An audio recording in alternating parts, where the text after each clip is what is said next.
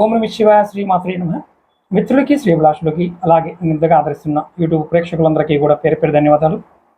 మిత్రులారా, మీ అందరికీ పరాదేవత ఎల్లవెల్లలా మీతో ఉండి మీ మనోవాంఛ నెరవేర్చాలని మనస్ఫూర్తిగా కోరుకుంటున్నాను.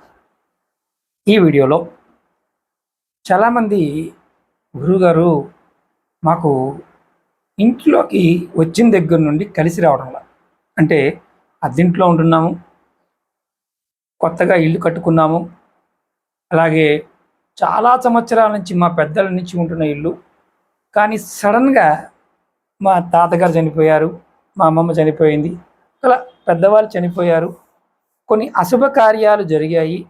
అక్కడ నుండి మాకు ఇల్లు కలిసి రావడం లేదు. మా జాతకాన్ని పరిశీలింప చేసుకున్నాము, చాలా బాగుందన్నారు. జాతకంలో ఈ సంవత్సరం కోట్ల రూపాయలు వస్తాయని చెప్పారు, కానీ దిగజారి స్థితిలో ఉన్నాము. కారణం ఏంటి? ఏ కారణం చేత మాకు ఇటువంటి పరిస్థితి ఏర్పడింది అని చాలామంది అడగడం జరిగింది. వారందరి కోసం కొన్ని అతి పురాతనమైన వాస్తు, జ్యోతిష్యము, ఆయుర్వేదానికి సంబంధించిన ఈ మూడు కలగలుపుగా ఉన్న కొన్ని పురాతనమైన పరిహారాలు ఉన్నాయి. వీటిని చేయటం వల్ల మనం నవగ్రహ దోషాల నుండి, భూత ప్రేత పిశాచి బాధల నుండి, అలాగే బలవన్ మరణం ద్వారా ప్రేతగా మారిన వారు, ఆత్మలుగా మారిన వారి నుండి, అలాగే జనఘోష, నరఘోష, కనుదృష్టి ఇలాంటి వాటి నుండి బయటపడడానికి మనం ఈ మూడు కలిపి ఉన్న అతి పురాతనమైన పరిహారాన్ని ఈరోజు తెలుసుకుందాం. అలాగే మీకు ఈ వీడియో నచ్చినట్లయితే లైక్ చేయండి, ఛానల్ని కొత్తగా చూసే మిత్రులు సబ్స్క్రైబ్ చేసుకొని పక్కనే ఉన్న గంట సింబల్ని యాక్టివేట్ చేసుకొని 10 మంది మిత్రులకి ఈ వీడియో షేర్ చేయండి. అలాగే ఎవరైనా సరే జాతక సమస్యలు ఉన్నవారు, అలాగే జాతక పరిశీలన చేయించుకోవాలి అనుకునేవారు, వీడియో డిస్క్రిప్షన్లో నెంబర్ ఇచ్చాను, ఆ నెంబర్కి కాంటాక్ట్ చేసి మీరు అపాయింట్మెంట్ తీసుకోవచ్చు. ఇప్పుడు ఈ పరిహారాలు మనం ఎలా చేయాలి? కొన్ని మీ అందరికి మీరు చేసుకోవచ్చు, కొన్ని మీరు పండితుల ద్వారా, తంత్రవేత్తల ద్వారా, జ్యోతిష్యుల ద్వారా మీరు చేసుకోవచ్చు. మీరు ఇందులో నేను చెప్పబోయే పరిహారాలు మీరు ఎన్ని చేయగలుగుతారో ప్రయత్నించండి. మొట్టమొదటిగా మీకు ఏదైనా ఇల్లు కొనుక్కున్నప్పుడు కానీ, అద్దెకు వెళ్ళినప్పుడు కానీ మీరు గుర్తించవలసిన విషయం ఏంటంటే, ఆ ఇల్లు అంతకుముందు ఎన్ని రోజులుగా ఖాళీ ఉంది అనేది మీరు అడగాలి. కొన్ని సందర్భాలలో ఎవరైనా బలవన్ మరణం చెంది ఉన్నా, ఒక 6 నెలల వరకు ఖాళీగా ఉన్నా, కొన్ని నకారాత్మకమైన శక్తులు ఆ ఇంట్లోకి వచ్చి కూర్చుంటాయి. అవి మనం ఇల్లు చూసుకుంటాం, బాగా నచ్చుతుంది, మనం పని మనుషులతో క్లీన్ చేపిస్తాం, తర్వాత మనం పాలు పొంగిస్తాం, ఇంట్లోకి వెళ్ళిపోతాం. వెళ్ళిన తర్వాత మనకు సమస్యలు మొదలవుతాయి. వెళ్ళిన రోజు నుంచి మొదలవచ్చు, కొంతమంది కొంత లేటుగా మొదలవుతాయి. అలాంటప్పుడు మనం ఏమనుకుంటామంటే, స్థలం మారాం కాబట్టి మనకి ఇబ్బందులు వచ్చాయి అనుకుంటాం. కానీ మీరు ఎప్పుడైతే ఆ కొత్త ఇంట్లోకి వెళ్తారో ఆ ఇంట్లో మీరు ఖచ్చితంగా కొన్ని పనులు చేయాలి. ముందుగా ఆ ఇంటి లోపల మీరు ఉప్పు నీళ్ళని లేదా పట్టిక నీళ్ళని, నీళ్ళల్లో పట్టిక కలిపి కానీ ఉప్పు కలిపి కానీ ఆ ఫ్లోర్ని క్లీన్ చేయించండి, మొట్టమొదటిది. రెండవది, ఆ ఇంటిలో మీరు ధూపం వేయించండి. ఎలాంటి ధూపం వేయాలి? కొన్ని పదార్థాలు ఉంటాయి, చెప్తాను, వాటికి ధూపం వేయండి. తెల్ల ఆవాలు, గుగ్గిలము, సాంబ్రాణి, బిర్యానీ ఆకు, లవంగలు, యాలకులు, దాల్చిన చెక్క, మిరియాలు, అలాగే వీటిని పౌడర్ చేసి ఆవు పిడకని కాల్చి దాని మీద ఈ పౌడర్ని వేస్తూ అన్ని గదులు చూపించండి. అది బాత్రూమ్ దగ్గర నుండి అన్ని గదులు. ఇది మీరు ఇంటిలోకి వెళ్ళిన తర్వాత చేయవలసిన పని. ఆ తర్వాత వరుసగా ఒక 21 రోజుల పాటు మీరు ఏదైతే ఇంట్లోకి వెళ్ళారో అక్కడ పసుపు కలర్ ఆవాలు దొరుకుతాయి బయట మార్కెట్లో. వాటిని రోజు ఉదయం పూట మీరు నిద్రలేవగానే అన్ని గదుల్లో చల్లండి. బాత్రూమ్ వదిలేసి అన్ని గదుల్లో చల్లండి. తర్వాత మీకు పని మనుషులు వచ్చినప్పుడు వాటిని ఊడిపించి బయట పోస్తూ ఉండండి. అంటే బయట ఎక్కడ డస్ట్బిన్లో పోసేయచ్చు. ఇలా చేయటం వల్ల ఏమవుతుందంటే, ఒకవేళ ఆ ఇంటిలో ఏదైనా నకారాత్మకమైన శక్తి ఉంటే ఆ శక్తిని మీరు తనకు తానుగా బయటకు వచ్చే విధంగా ఈ పదార్థాల యొక్క ప్రభావం చేత జరుగుతుంది. ధూపం ఒకటి, తర్వాత ఆవాలు జల్లటం, ఇలా మీరు వరుసగా రెగ్యులర్గా చేయొచ్చు, లేదంటే వారంలో ఒక్కసారి కూడా చేయవచ్చు. ఇది మూడవది. నాలుగవది ఏంటంటే, కంపల్సరిగా మీరు ఇంటి బయట గుమ్మం దగ్గర మీరు కొత్త ఇంటిలోకి వెళ్ళినప్పుడు మీరు ఆ గుమ్మం దగ్గర 100% గుమ్మం శుభ్రం చేసి గుమ్మానికి పసుపు రాసి ముగ్గు వేయండి. అది కూడా ముగ్గు మనకి బయట చాక్ పీసులతో కాకుండా వరిపిండితో ముగ్గు వేయండి. అందులో కొన్ని అడ్డగీతలు నిలువు గీతలు పెడుతూ ఉంటారు. త్రిశూలాల ముగ్గు అని ఉంటుంది. అంటే ఇలా పైకి వేసి త్రిశూలంలాగా మన గీస్తారు. ఇది కంపల్సరీగా గీయండి. ఇలా మీరు గుమ్మానికి పసుపు రాసి ముగ్గు వేయటం మర్చిపోమాకండి. కంపల్సరీగా చేయండి. ఒక్కసారైనా చేయండి ఇంట్లోకి వెళ్ళినప్పుడు. తర్వాత మీరు ఏదైతే ఆ ఇంటి వాతావరణంలో మీకు ఏదైనా ఇబ్బందికరంగా అనిపించినప్పుడు, అంటే ఇవన్నీ చేస్తే ఆ ఇబ్బందులు పోతాయి. ఇప్పుడు ఒకవేళ ఇబ్బందులు ఉన్న ఇంట్లోకి మీరు వెళ్ళారు, ఆ ఇబ్బందులు కూడా తొలగిపోతాయి. ఇంటి బయట 1 కేజీ పావు ఉన్న పట్టిక, ఆలం అంటాం, ఉప్పు పట్టిక అంటాం. దీన్ని మంగళ షాప్లో గడ్డానికి కూడా యాంటీబయాటిక్గా వాడతారు. నీటిని ప్యూరిఫై చేసుకోవడానికి వాడతారు. చాలా పరిహారాలు చెప్పాను. ఈ పట్టికని మీరు ఒక నల్లటి క్లాత్లో కానీ, లేదంటే ఎంటికలు తాడు దొరుకుతుంది, ఎయిర్తో చేసిన తాడు దొరుకుతుంది. ఆ కేజీ పావు పట్టికని ఆ ఎంటికల తాడుతో కట్టి గుమ్మడికాయ తగిలిస్తాం కదా, అక్కడ తగిలించండి. అది ఒకవేళ మాకు వాన పడుతుందండి, కారిపోతుందంటే ఏ ఇబ్బంది లేదు, కారినా మళ్ళీ కొత్తది కట్టండి. మీరు దానిని సంవత్సరానికి ఒకసారి మార్చవచ్చు, లేదా అలా ఉంచవచ్చు, ఇబ్బంది ఏమీ లేదు. దీనివల్ల బయట నుంచి వచ్చే దుష్టశక్తులు కానీ, గ్రహశక్తులు కానీ, కనుదృష్టి, నరఘోష, జనఘోష వచ్చే ఇటువంటి ఇబ్బందులు కానీ, కొన్ని రోగాలు అంటే కాలంతో పాటు వచ్చే రోగాలు, సీజనల్ రోగాలు కూడా ఆ పట్టిక కట్టడం వల్ల ఆగుతుంది. ఇది 4వది.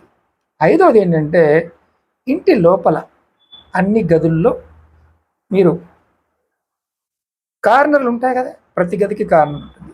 మీరు ఒకవేళ ఇంటిలోకి వెళ్ళడానికి ముందు ఈ కార్నర్లో ఉన్న ఏరియాలో పట్టికని, అంటే ఏదైతే మనం ఆలమంటున్నామో దాన్ని నీళ్ళల్లో వేసి కరగబెట్టి ఆ కార్నర్ గోడల్లో చిలకరించండి. చేత్తో అయినా చిలకరించవచ్చు, లేకపోతే ఏదైనా ఆకుతో అయినా చిలకరించవచ్చు. ఇలా అన్ని గదుల్లో చేయండి.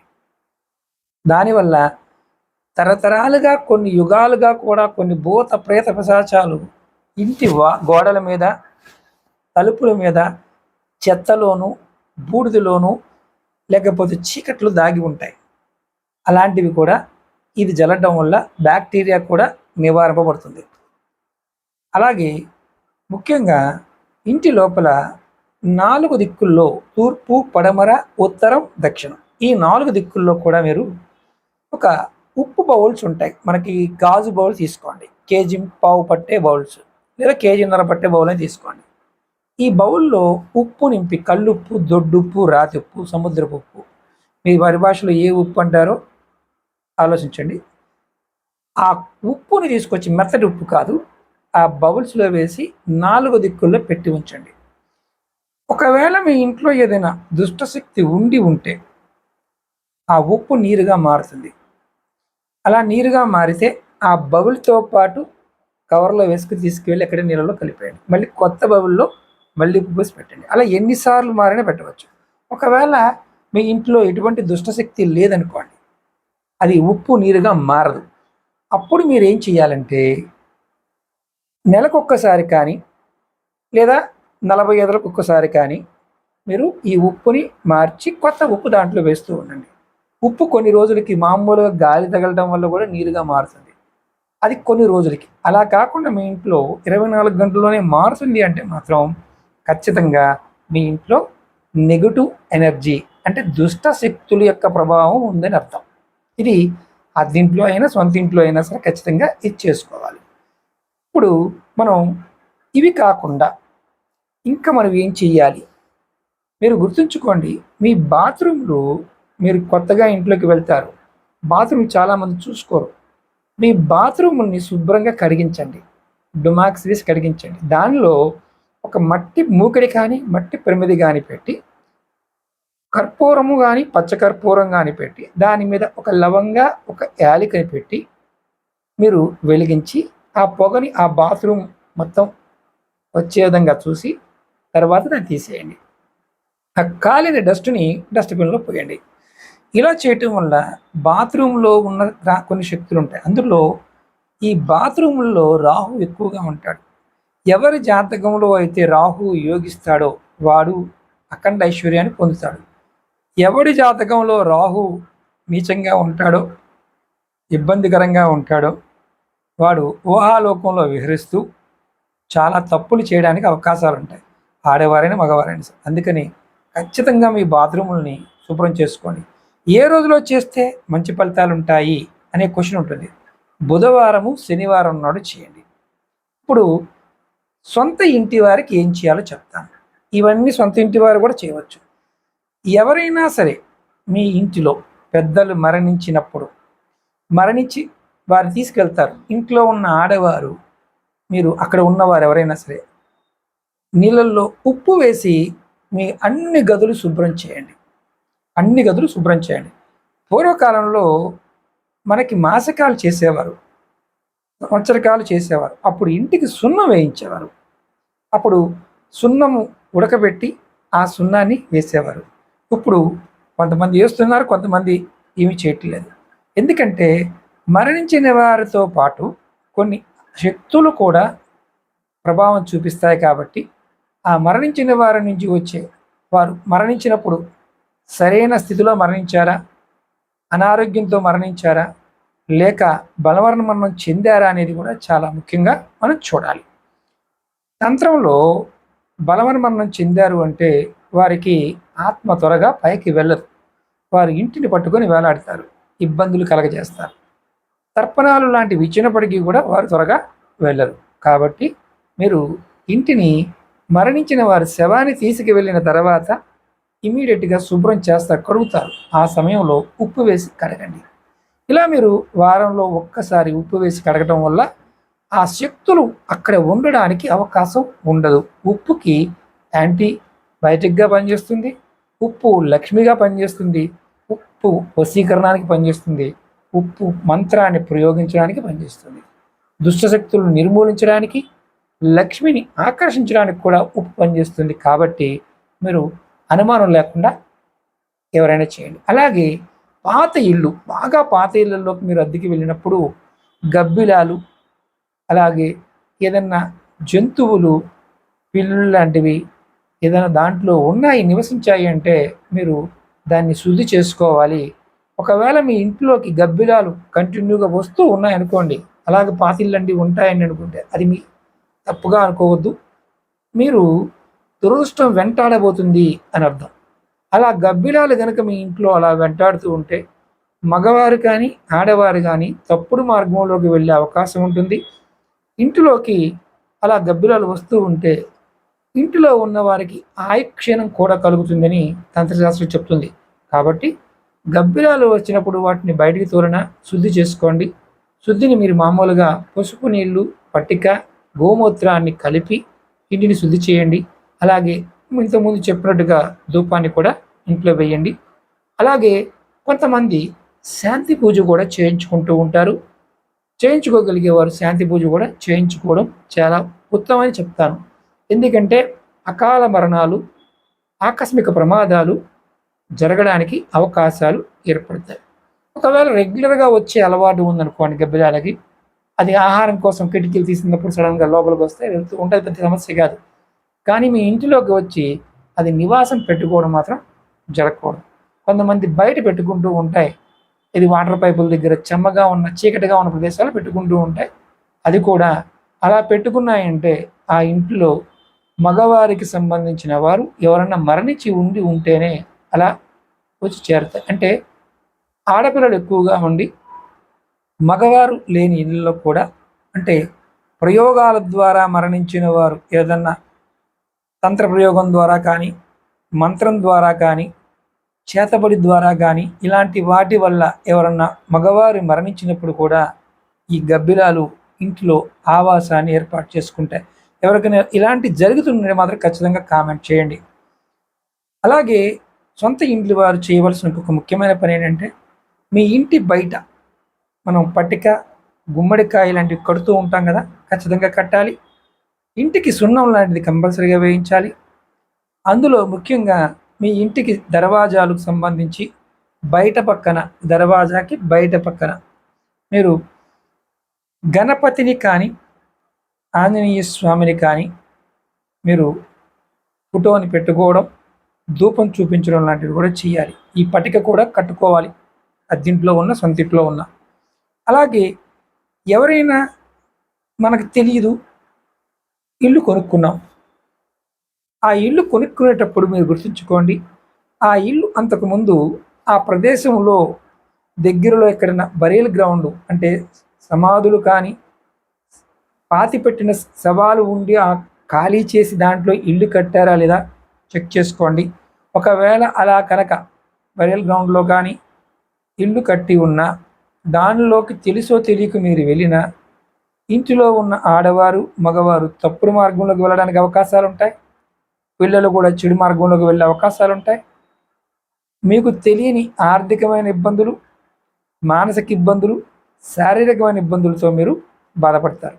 కాబట్టి మీరు ఈ చిన్న విషయాన్ని ఇల్లు కొనుక్కునేటప్పుడు, స్థలం కొనుక్కునేటప్పుడు దాన్ని ఖచ్చితంగా మీరు గమనించాలి. అలాగే ముఖ్యంగా కొత్తగా ఇల్లు కట్టుకుంటున్నాం గురువుగారు, అలాంటప్పుడు కట్టుకున్న తర్వాత మాకు ఈ ప్రాబ్లమ్స్ వచ్చాయి అనేవారు, మీరు ఇల్లు కట్టుతున్నప్పుడు ముందుగా మీ స్థలంలో గాజు ముక్కలు కానీ, బొగ్గు ముక్కలు కానీ, లేదా పాత బావులు అంటే టాయిలెట్ బావులు కానీ, ముఖ్యంగా వీటితో పాటు గుడ్డ పీలికలు అంటే ఇడిచిన వస్త్రాలు, కుండ పెంకులు, ఏదైనా జంతువు మరణించిన బొయ్కులు లాంటివి ఉన్నా, బూడిద లాంటిది ఉన్నా దాన్ని పూర్తిగా తీసేసిన తర్వాత మాత్రమే ఇల్లు కట్టుకోవడానికి ప్రయత్నించండి. స్థలశుద్ధి చేయించుకోండి. స్థలశుద్ధి చేయించుకున్న తర్వాత మీరు ఇల్లు కట్టుకోవడానికి ప్రయత్నించండి. మేము ఏమి చేయమండి, మాకు నమ్మకాలు లేవు అంటే, కొంత మట్టిని, ఒక 3 అడుగుల మందాన్ని మట్టిని తీసి దానిలో మీరు నది నుంచి కానీ, చెరువు నుంచి కానీ మట్టి తెచ్చి దానిలో భర్తీ చేసి అప్పుడు ఇల్లు కట్టుకోండి. కంపల్సరిగా కొన్ని పురాతనమైన శక్తులు ఆ ప్రదేశాల్లో భూమి లోపల ఉంటాయి. వాటి వల్ల ఇల్లు కట్టిన తర్వాత విపరీతమైన ఇబ్బందులు, ఆర్థిక ఇబ్బందులు, మానసిక ఇబ్బందులు, శారీరక ఇబ్బందులు, వైకల్యాలు, అలాగే తప్పుడు మార్గంలో వెళ్ళటాలు, ఆస్తి నష్టపోవడం ఇలాంటివి జరుగుతాయి.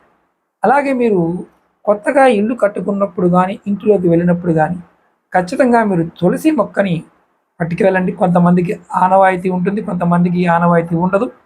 అలాంటి వారు కూడా మీరు మందార మొక్క, తెల్లటి మందార పువ్వులు పూసే మొక్కని, తులసి మొక్కని, అలివేరా, కలబంద మొక్కని, వీటిని కూడా మీరు కుండీల్లోనే పెట్టి ఉంచండి. అలాగే మీ ఇంటి దగ్గర మనకి గార్డెన్స్, ఏదన్నా పెద్ద పెద్ద గార్డెన్స్ ఉన్నప్పుడు కూడా మీరు ఖచ్చితంగా ఆయుర్వేద మొక్కలతో పాటు దేవతా వృక్షాలను కూడా పెంచండి. అలాగే ఇంటి ఎదురుగా, గుమ్మానికి ఎదురుగా చెట్లు పెంచకండి. అలాగే మీకు రోడ్డు ఉంది, మీ ఇంటి గుమ్మం ఎదురుగా ఒక మర్రి చెట్టో, రావి చెట్టో ఎవరో రోడ్డు మీద పెట్టారు, పెద్ద మానైపోయింది. అది పెట్టిన తర్వాత మీకు కలిసి రావడం లేదు, దేవతా వృక్షమే అనుకోవచ్చు. కాబట్టి మీరు గుర్తుంచుకోండి, మీ ఇంటి గుమ్మానికి ఎదురుగా పెద్ద మొక్కలు ఉండకూడదు. అలాగే మీరు ఇంటి ప్రదేశంలో ఈశాన్య దిశలో కానీ, ఉత్తర దిశలో చిన్న మొక్కలు ఉండాలి, పెద్ద మొక్కలు ఉండకూడదు. కొన్ని సంవత్సరాల పాటు పెరిగి పెద్ద అయిపోతూ ఉంటాయి. అవి పెద్ద అయిన తర్వాత మీకు ఆర్థికంగా నష్టాలు వస్తూ ఉంటాయి. కొంతమంది టేక్ చెట్లు ఉంటాయి, మామిడి చెట్లు ఉంటాయి ఈశాన్యంలోనే, అలాగే కొబ్బరి చెట్లు ఉంటాయి. ఈశాన్య దిక్కున, ఉత్తర దిక్కున పెద్ద మొక్కలు ఉండకూడదు. పడమర దిక్కున అలాగే దక్షిణ దిక్కున పెద్ద మొక్కలు ఉండవచ్చు. అలాగే కొంతమందికి సామాన్లు, పాత సామాన్లు కావచ్చు, వస్త్రాలు కావచ్చు, అన్నీ కూడా మలమూత్రాదులు కూడా కొంతమంది ఎలా పడితే అలా ఎక్కడ పడితే అక్కడ ఖాళీ ఉంది కదా వదిలేస్తారు. అలా చేయకండి, దరిద్రం వెంటబడుతుంది, లక్ష్మి రాదు. కాబట్టి ఎన్ని పూజలు చేసినా, వ్రతాలు చేసినా, నోములు చేసినా, జపాలు చేసినా ఫలితాలు రావు. స్థల శుద్ధి చాలా ఇంపార్టెంట్. ఒంటి శుద్ధి ఎంత ఇంపార్టెంటో మనం ఉంటున్న స్థలము కూడా శుద్ధి చేసుకోవడం అంత ఇంపార్టెంట్. వీటిల్లో మీరు ఏది పాటించినా ఖచ్చితమైన మార్పులు వస్తాయి.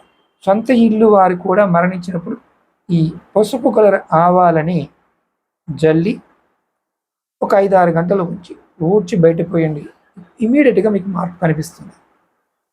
ఇవి చాలా వరకు తంత్రాల్లో మనకి నిధి నిక్షేపాలకు వాడుతూ ఉంటారు, అవన్నీ దగ్గరికి అవుతూ ఉంటాయి. ఇలాంటి పిచ్చి పిచ్చి ఆలోచన కూడా చేయకండి. ఇలాంటి మా ఇంట్లో నిధి ఉందన్నారండి, మా ఇంట్లో శక్తి ఉందన్నారండి, మా ఇంట్లో గజ్జిల సౌండ్ వస్తుందండి, అక్కడ బంగారం ఉందండి, ఇవన్నీ రాహు లక్షణాలు కూడా ఉంటాయి. కాబట్టి జాగ్రత్త. ఏదన్నా మీ పేరు మీద రాసి ఉన్నప్పుడు లక్ష్మి మీకు పిలిచి మరీ ఇస్తుంది.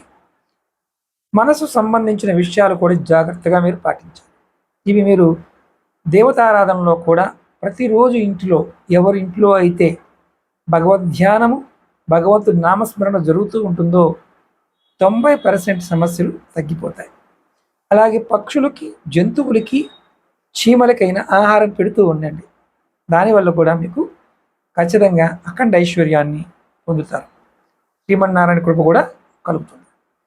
మీరందరికీ నా విన్నపం ఏంటంటే, మీరు ఎవరైనా సరే మీరు ఇంట్లో సమస్యలతో బాధపడుతున్నవారు ఈ ప్రయత్నం చేయండి.